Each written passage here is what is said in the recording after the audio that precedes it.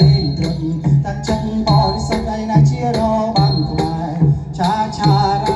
ឆារាមុំបងអើយវិញត្រមុំបងហើយអើ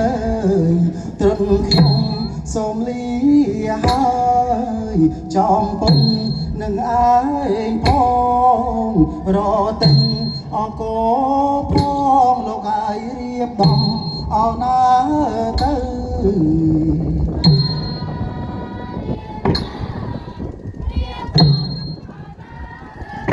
អើយណៃកំប្លង់អើយនំគ្រាលេងត្រឹមតាំងចិត្តបរិសុទ្ធឯណាជារ